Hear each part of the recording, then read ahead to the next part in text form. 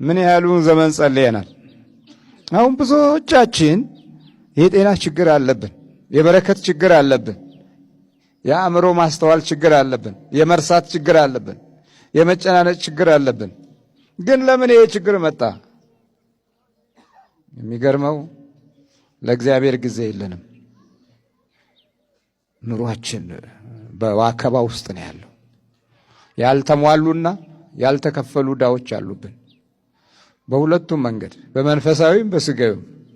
ግን የበለጠ ጫናው በመንፈሳዊው ላይ ትኩረት እንዳንሰጥ በስጋ ያልተከፈሉ ዕዳዎች ስላሉብን ወይም ደግሞ ወደፊት የእኛን ጉልበት የሚጠይቁና በጣም ኃይለኛ የሆነ ጊዜና ሰዓት የምንሰጣቸው ነገሮች እንዳሉ ስላመንን ጊዜያችንን ሙሉ በኑሯችን ላይ አኖርን። ተመስገን የምትለው ቃል እንኳ ሰልችን ይሆናል። አንዳንድ ጊዜ እናማርራለን። እየደከምኩና እየሮጥኩ ለምንድን ነው በረከቴ የማይስተካከለው እንላለን። በጎደሎ ጊዜ እግዚአብሔርን ለማማረር አፋችን ፈጣኖች ናቸው። በሞላ ጊዜ ተመስገን ለማለት ደግሞ ዝግ ነው፣ አእምሮአችን ይዘጋል። ይሄም በራሱ የት እንደምናውል የተቀበልነውን ካለማገናዘብ ጋር የተያያዘ ችግር ነው። አባቶቻችን የት እንደሚያውሉት የት ተቀብለው የት እንደሚጨርሱ አስበውበት አልፈዋል።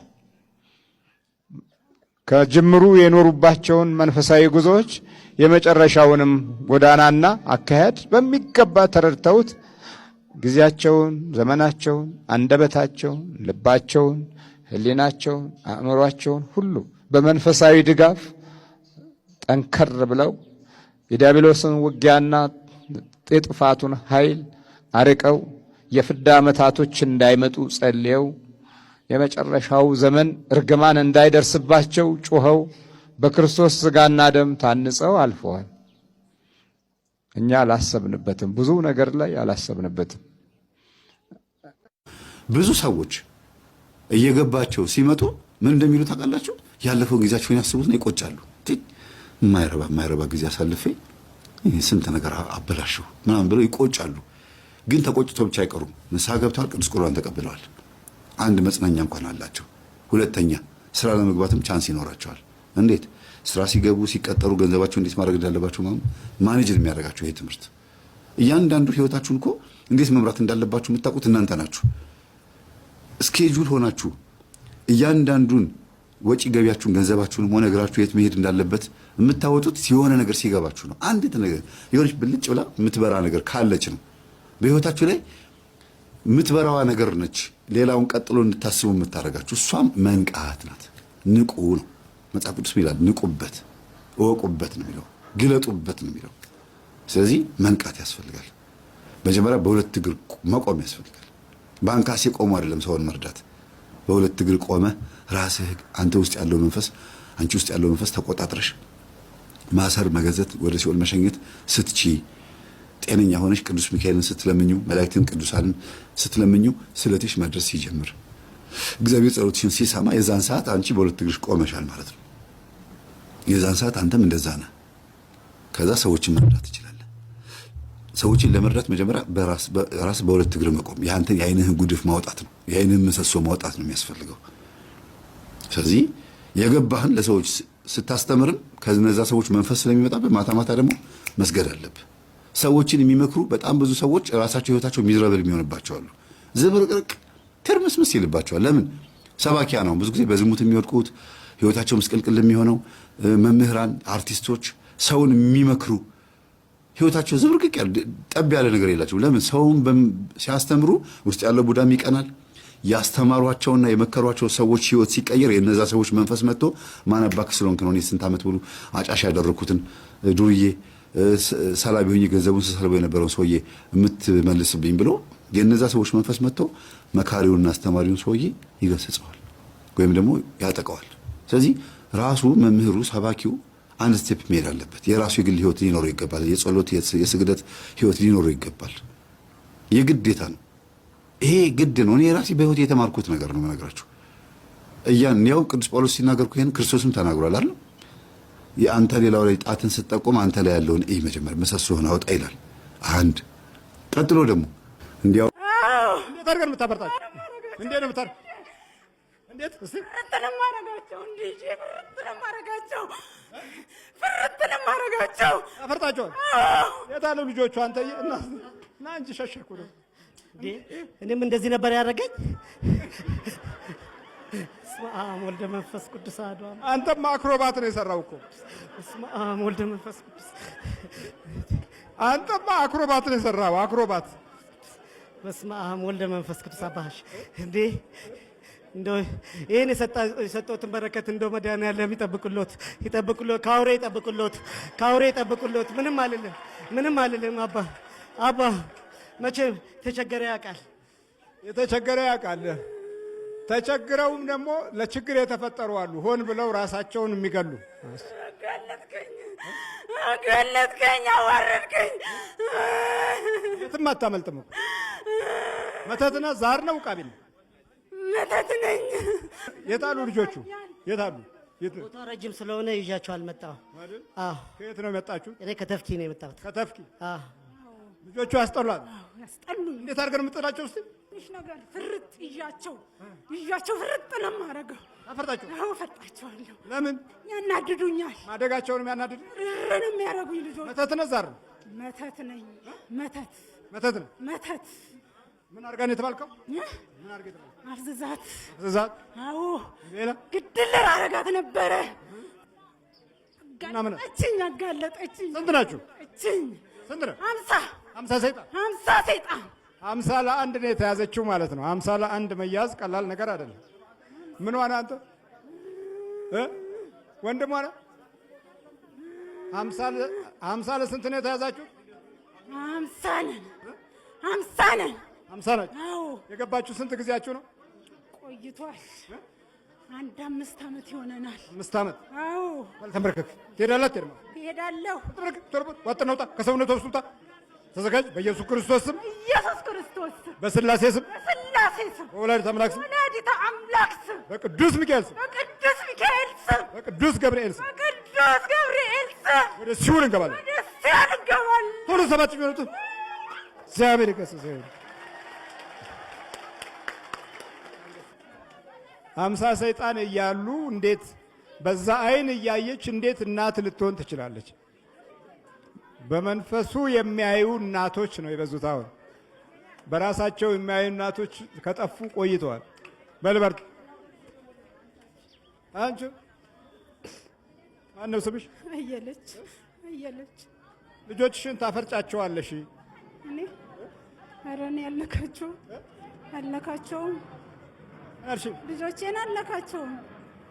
እንዴት አፈርጣቸዋለሁ? ልጆቼን የወለድኳቸውን ልጆቼን እንዴት አፈርጣለሁ? አባ እኔም ግራ ገብቶኝ እኮ ነው። ኧረ እኔ አላፈርጣቸውም። እኔ ልጆቼን ወዳቸዋለሁ። ያው ውስጥሽ ያለ 50 ሰይጣን ነበረ፣ እሱንም ያፈርጣቸው። እንጃ አባ።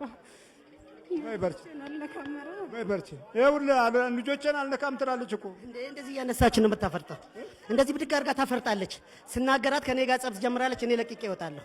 እንደምቦይ ፍርጥ እንደዚህ ብድግ አድርጋ ታፈርጣለች። በቃ እያለሽ እኮ ነው እሱ። ዋምጪ ብላ ልጅቷ ትንሽ ለሰከንድ ከቆየች ሲመለስ በቃ ያው ማፍረጥ ነው። እንደምቦይ ማለት እንዲህ ብድግ አድርጋ ብቻ ማፍረጥ ነው።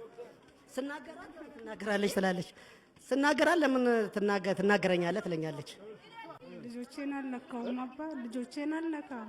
አልነካሽም? አዎ አልነካም። በይ በርቺ። እንግዲህ አሁን አንቺም አልነካሽም፣ ግን ሰይጣኑ ነው የሚነካቸው ማለት ነው። በይ በርቺ። መተትና አይነ ጥላ ደግሞ አይነ ጥላ እድል ምዘጋ፣ እድል የማበላሽ በቃ ህይወትን ድብልቅልቅልቅልቅ ማደርግ። ህይወትን ድብልቅልቅልቅ። ምንድነው ድብልቅልቅ ህይወት ማለት? በቃ ምንድነው? ምን ልበል? የመጠጥ የማጨስ ሁሉም። ስንት ዓመት አስጨስካት? ስንት ዓመት አስጠጣሃት? ኦይ የ16 ዓመት እያለች ነበር የምትጠጣው። የ16 ዓመት እያለች 16 ዓመት? አዎ። ምንድነው የምታጠጣት? በዊስክ ነው ያጠጣኋት። ዊስክ አድርጌ ያጠጣኋት። አዎ መተት ነው። አዎ። በውስኪ ነው የገባው? አዎ በዊስክ አድርጌ ያጠጣኋት። የት ሀገር? ኢትዮጵያ። በውስኪ? አዎ። ምን አድርግ ተብለን የገባው? ሰው እንዳትሆን እንዳትሰራ ሰው እንዳትሆን ሰው እንዳትሆን እንዳትሰራ። እሺ እንዳትሰራ ንገራቸው። ነቃህብኝ። አንተ ግን ይዛኝ መጣች። ትኬት አጥቼ ነበር አልመጣም ነበረ። ወደ እሳቸው ጋር ደግሞ አልሄድም ብዬ ነበር። ለምን በጣም ይመቹኛል ሳያቸው፣ ግን መምጣት ግን ፈራሁ። ጠላኋቸው ደግሞ ትላለች። አዎ በየቀኑ የምታጠጣት ዊኬንድ ነው። ዊኬንድ ደግሞ እዚህ አሰርከኝ። ፏ እንዳልልበት እዚህ አሰርከኝ። ፏ እንዳትል። አዎ ምንድነው ፏ ማለት? ፏ ማለት አንተ አታርፍም እንዴ? አንተ አታርፍም? ፏ ማለት ፏ ነዋ። ዊኬንድ ምንድነው? ቅዳሜና አርብ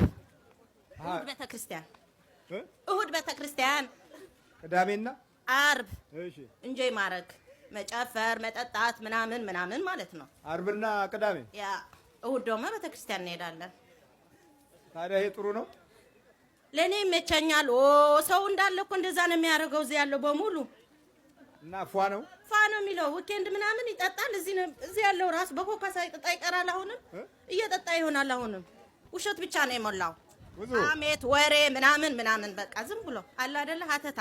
ስንት ሀገር የሚሰራ ስንት የሚገነባ ስንት ቴክኖሎጂ እውቀት የሚፈለግበትን እንዴት ወሬ ትላለህ? ኦይ ሙደኛ ነው እኮ ምንም አያርፉም። መስራት ምናምን ለምን እንደተሰደዱ ራሱ አያውቁትም። መጠጣት ዊኬንድ ይጠጣሉ። እሑድ ደግሞ ቤተክርስቲያን ይሄዳሉ ልጆቻቸውን ይዘው ምናምን በቃ ሀተታ ዝም ብሎ ለምን እንደተሰደዱ እንኳን አያውቁትም። ለምን ተሰደዱ አያውቁትም። ለምን እንደሚኖሩ አያውቁትም።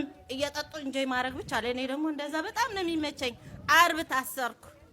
የመቼው አርብ? አርብ ያሁን አርብ። እስቲ ልሂድና እንግዲህ ልያቸው ብዬ መጣሁ። ምን ያህል ነው የምታጠጣት በቀን ውስጥ? ቀን በቀን አትጠጣም ልጅቷ። ዊኬንድ ነው የምትጠጣው። ዊኬንድ ምን ያህል ነው? ቅዳሜና አርብ ጠጣለች፣ እንጆይ ታደርጋለች።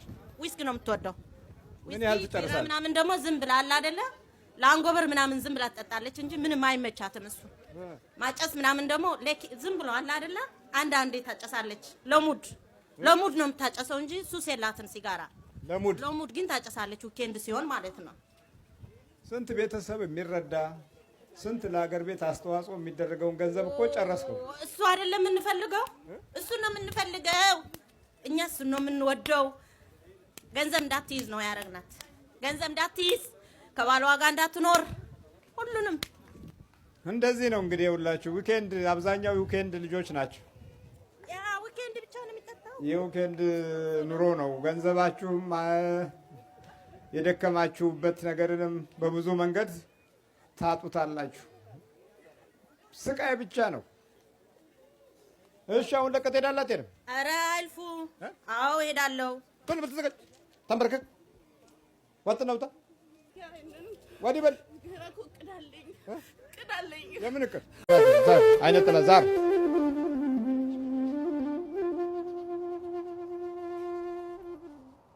ስታሰቃየው ኖረሃል? አዎ። ስንት ዓመት አሰቃየው? ወደዚህ ከትውልድ ጊዜው ጀምሬ አሰቃይቼዋለሁ። ለምን? የመጣሁት የኔ ነውና የዘሩ የኔ ነው። ዘሩ የኔ ነው። ያንተ ዘር ነው? የኔ ዘር ነው። ጠቅላላ ቤተሰቡ የእናቱ ዘር የኔ ነው። የእናቱ ዘር ነው? አዎ። ለምን አሰቃየው? ዘሬ ነዋ። የተወለደው ከኔ ነው። ዘሩ ከአያት አያቱ የኔ ናቸው። ጠቅላላ የኔ ናቸው። ወንድም የለው፣ እህት የለው፣ እናት የለው። አሁን ለምን እናት ወንድም የለውም? እየገበሩኝ የኔ ነበሩ። ከጥንት ጀምሮ የኔ ነበሩ እና ከነሱ ነበርኩ። ምን ሰይጣንና ጋንንት ነው? እኔ ሰይጣን ነኝ። ዛር ሰይጣን ነኝ። ከእናት የመጣሁ ዛር ሰይጣን ነኝ። ከእናት የመጣ? አዎ። ተመልከቱ፣ እንዲህ ነው የተወለድነው። አይምሰላችሁ። አሁን እናንተ እዚህ ስለምትሰሙና ስለምታዩ አንዳንድ መንፈሳዊ ጠብታ ሊኖራችሁ ይችላል። ግን እንደዚህ የማይሰሙ ድድር ያሉ የአጋንንት ልጆችነትን አልፈው ዲያብሎስን ሙሉ በሙሉ የሚወክሉ ብዙ አሉ በዚህ ከተማ ውስጥ፣ በጣም ብዙ። የክፉን መናፍስት ሴራ የሚያባብሱ ለጊዜው በስጋ መኖር ብቻ እንደ ከብት እየበሉና እየጠጡ መኖር በቂ ነው የሚሉ ብዙ መንፈሳዊና ታሪካዊ እውነታዎች ከህይወታቸው የተለያቸው እርግማንን ከነሙሉ ኃይሉ አሁንም ለመያዝ ነገም ለማስተላለፍ የተዘጋጁ የምቀኛ ዘሮች በጣም ብዙ ናቸው። እንዲህ ባለ ሁኔታ ውስጥ መልካም ትውልድ ይኖራል ብሎ መገመት አስቸጋሪ ነው። እናንተ እንዲወጣላችሁ ነው የምትታገሉት። እነዛ ደግሞ ሌላው እንዲያልቅ ነው የሚገታገሉት። ሌላው እንዲያልቅ፣ የተወለደው እንዲያልቅ፣ መንፈስን ክፋታቸውን ለማውረስ ነው የሚታገሉት። ግፍን ለማውረስ፣ ነጠላ የሚበጥሱ ልጆች እንዲያድጉ፣ የሰው አካል ቁራጭ የሚፈልጉ ሰዎች እንዲወለዱ ነው የሚታገሉት። ስለዚህ ክፉ ነው አሁን የሚወለደው። ደህናው አልወለድ ብሏል፣ በክፉ ስለሚወለድ። አሁን እሱ ወንድማችን ይሄ መንፈስ ከህይወቱ እንዲወጣለት ነው የሚታገለው፣ ስለገባው ነው። መናፍስቱ ደግሞ ይሄው ዘሬ ነው አለ እኮ። በቃ ዘሬ ነው ሲል ምን ታደርገው? እሺ አሁን ለምን ትዋሻለህ ትለዋለህ? የምታየው ሌላ ነው፣ ሰውየው ሌላ ነው፣ የሚናገረው ሌላ ፍጡር ነው። በምን አይነት ሳይንስ ነው አሁን እንደው ልትረዱ የምትችሉበት ነገር? ሌሎች ሊረዱ የሚችሉበት እውነታዎች በዚህ ዘመን ውስጥ በጣም አስቸጋሪ ነው። እና አብረን የተወለድከው? አብሬ ነው የተወለድኩት። አሁን ነው ያስቸገረኝ። አብሬ ነው የተወለድኩት። ድሮ አላስቸገረህም? ድሮ አላስቸገረኝም። እኔን ይመስል ነበር። አሁን ግን ይጾማል፣ ይሰግዳል፣ ይጸልያል፣ ቤተ ጸሎት አለው። ቅዱስ ቁርባንም ወሰደብኝ። ወሰደብን? አዎ ወሰደብኝ። ከክርስቶስ ስጋና ደም ሲወስድ አንተ ምን ተሰማህ? በጣም ነው ያስጠላኝ። ከልጁ ነው የሸሁት። በጣም ነው ያስጠላኝ። ለምን? ዘርህ አይደል እንዴ? እንዴት ያስጠላሃል? እሱን ሲጠጋብኝ፣ የእሱን ደምና ስጋ ሲጠጋብኝ አልችለውም። ስጋዬን የበላ ደሜን የጠጣ የዘላለም ሕይወት አለው ይላል። ታዲያ አጭበርባሪና ውሸታም ትውልድ በየት በኩል ለዚህ መንፈሳዊ በረከት ይበቃል? መዋሸት፣ ማጭበርበር የዘመናችን ልዩ የአኗኗር ስልት ያደረግንበት ዘመን ቢኖር ይሄ ነው፣ የኛ ነው። ይሉኝታ የለንም። እንደው በቃ ይሄ ይሉኝታ የሚባለው ከእምነት ጋር የተያያዘ የመንፈሳዊ ነገር ውስጣዊ ቅርስ የለንም። እንዴት አይነት ማፊያዎች ይገጥሙናል መሰላችሁ? በየጊዜው በየዘመኑ በየሰዓቱ የሚፈታተኑን ሰዎች በጣም ብዙ ናቸው። ስለዚህ ቅዱስ ቁርባን መውሰዱ ጎዳ። በጣም ነው የጎዳኝ። አብሬው ልኖር አልቻልኩም። በቅዱስ ቁርባኑና በስግዳኑ በጸሎቱ ምንጊዜም ይጸልያል። እንዴት ተማረ ስግደትና ጸሎት? አንተ ነህ ያስተማርከው። ያንተን መጽሐፍና ያንተን ትምህርት በደንብ ይከታተላል። የት ሀገር ሆኖ? ኖርዌይ ሀገር ሆኖ እዛ ሆኖ ይከታተላል። እዛ ሆኖ ጠዋትም ማታም ሳይከታተል አይተኛም፣ አይነሳም። እና በደንብ ገባው ወይስ ገባህ? በደንብ ገባው እሱ። አንተስ? በጣም አስቸገረኝ። ተቸገርኩኝ። ተቸገርክ? አዎ ተቸገርኩኝ። እሱ ነው ያስቸገረህ? ትምህርቱ ነው ያስቸገረህ? ወደ እግዚአብሔር መቅረቡ ነው ያስቸገረህ? ወደ እግዚአብሔር መቅረቡን አስቸገረኝ። ቀረበ። ቅዱስ ቁርባኑን ወሰደ። በትጋት ተከታተለ። አስቸገረኝ። አስቸገረህ? አዎ አስቸገረኝ። ነቃብኝ? በደንብ ነው የነቃብኝ። ቤቱን ዘግቶ ይጸልያል። ከማንም አይገናኝም በጸሎት ጊዜ። አስቸገረኝ። ይሄም ያስቸግርሃል መዝጋቱ? በጣም ነው የተቸገርኩት። አዎ ልክ እንደ ቤተሰብ ነው የምታወራው? ልክ እንደተጎዳህ ታወራለህ? ላው ላይ ሆነ የኔ እኮ ነው፣ የኔ ነው። ዘሩ ማንዘሩ ከላይ በእናቱ የኔ ነው። በእናቱ በኩል የኔ ነው። ወንድም የለው፣ ሴት የለው፣ እህት የለው፣ ወንድም የለው፣ እናት የለው። የት ሀገር ነው የተወለደው? የተወለደው አስመራ ነው። እዛው አስመራ ከተማ ውስጥ? አዎ። እሺ። እና አብረህ ዝም ብለህ ተወለድክ? አዎ። ትገበር ነበር? አዎ ይገብሩኝ ነበረ። ምንድን ነው የሚገብሩ? ጠጅም ይገበርልኛል፣ ሌላም እርድም በግም ሌላም ይገበርልኛል። አዎ እንግዲህ ይሄንን ይመስላል። እንግዲህ አብሮ ይወለዳል የሚለው ነገር ላይ ትልቅ ትኩረት ለመስጠት አልፈለግንም። ምክንያቱም ራሳችንን ንጹህ ስለምናደርግ ነው። እንደዚህ ነው በቃ የመናፍስት ትውልድ።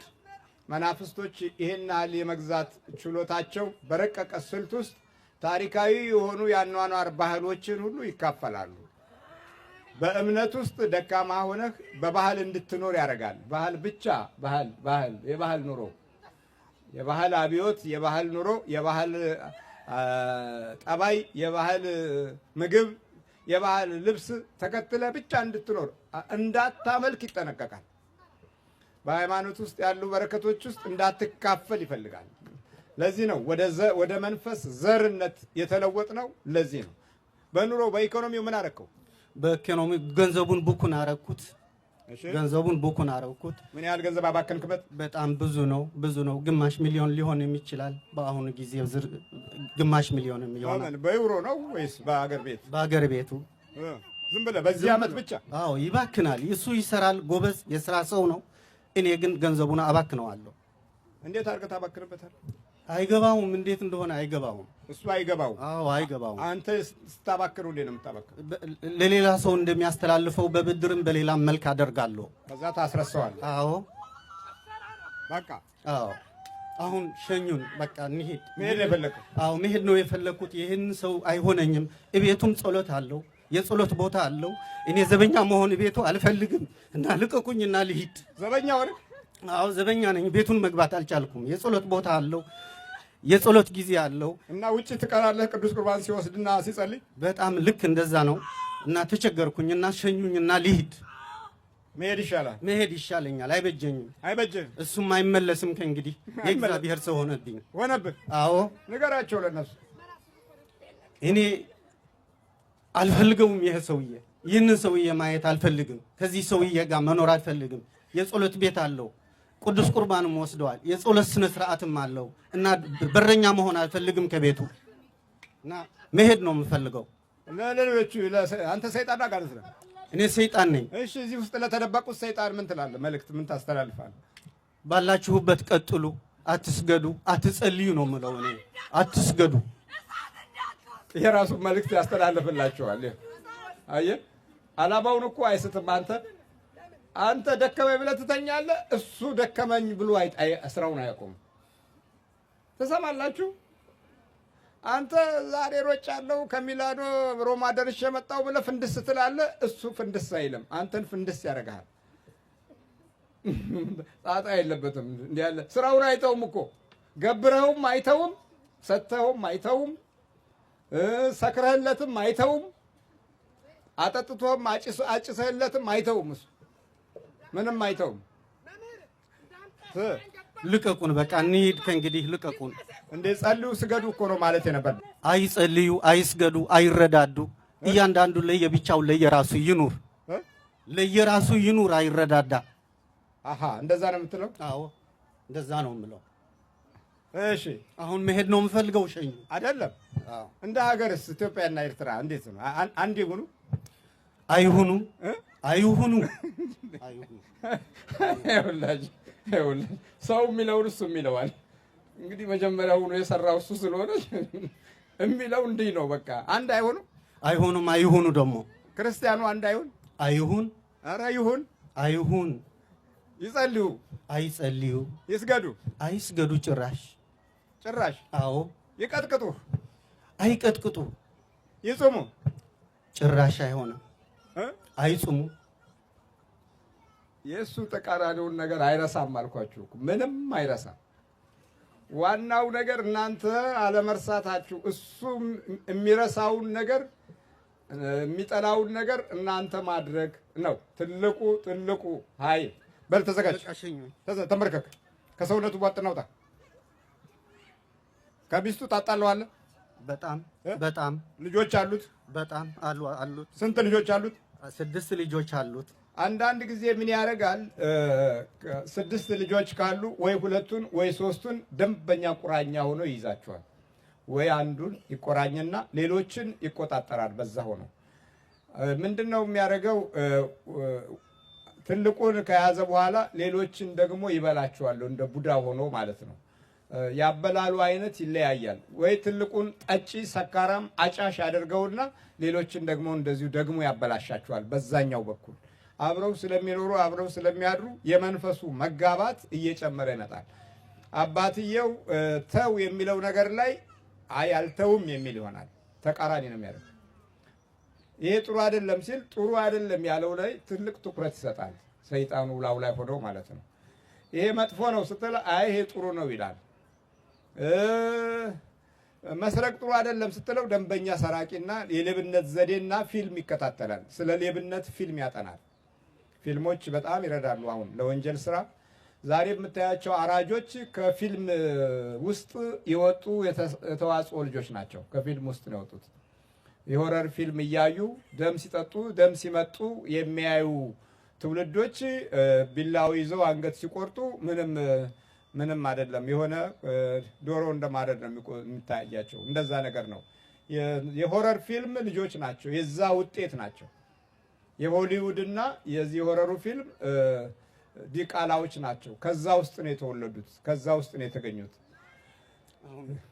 ስለዚህ መናፍስቱ በየደረጃ የመካፈል ባህሪ ያለው ትውልድን ይካፈላል። ሲካፈል ተደብቆ የሚቀመጥ አለ፣ በግልጽ ስራውን የሚገልጽበት ደግሞ አለ። ተደብቆ እድሉን የሚወስድበት አለ፣ በግልጽ ደግሞ ባህሪውን የሚያበላሽበት አለ። በል ተዘጋጅ። ተዘጋጅተናል። አብረን ውጣ። ስንት ናችሁ ጠቅላላ? 1000 1000። አዎ። እንዴት 1000? እንዴት በአንድ ጊዜ እንድጅ ይሰጣል? የኛ ዘር ነው ከትውልድ የመጣ እሱ አያውቀውም፣ ግን ዘሩ ከዛ ነው። እሱ ምንም ያውቀው የለም። ለምንድን ነው ክርስቲያኖችን ዘር የምታደርገው? ለምን እስላሞች ጋር ሄደህ ሌሎች እምነት ያላቸው ጋር ሄደህ አትተናኮልም? ለምን ከክርስቲያኑ ጋር እንደዚህ ሙዝዝ ትላለህ? እነሱ የኛ ናቸው፣ ከድሮም የኛ ናቸው። ክርስቲያኑ የማርያም ልጅን አማኝ ነው። እሱን ነው የምንጠላው እኛ፣ እሱን ነው የምንታገለው። ክርስቲያኑ?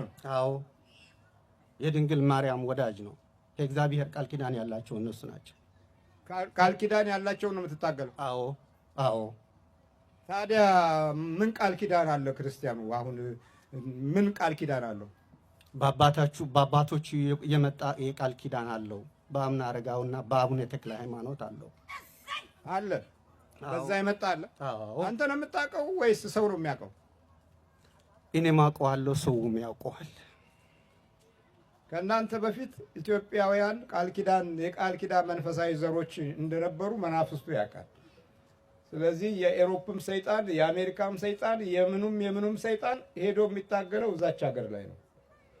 በርዕዮተ ዓለምም በመንፈሳዊ ጉዞም በአኗኗርም በባህልም ትተረማመስና ድራሽን እንዲጠፋ የሚታገለው እዛች ሀገር ላይ ነው። አባቶችን የሚያደነዝዘው የሚያፈዘው አስተሳሰባቸውን የሚያገለባብጠው እዛች ሀገር ላይ ነው። ምቀኛውን፣ ሸረኛውን፣ ሟርተኛውን እና አመፀኛውን እንዲዋደድ የሚያደርገው እዛችው የቃል ኪዳን ሀገር ላይ ነው። እንዲህ ነው። የተቀደሰ ስፍራ ላይ እጅግ በጣም አረመኔዎች አሉ። እጅግ በጣም አረመኔዎች፣ መንፈሱ ወክሎ የሚያስቀምጣቸው። የተባረኩ የአባቶች መቀመጫ ላይ እጅግ በጣም አውሬ የሆኑ ከአውሬ የማይሻል ልብ፣ ኑሮ፣ ጊዜ፣ ህይወት ያላቸው ሰዎች ያስቀምጣል። ዛሬ ሰብአዊ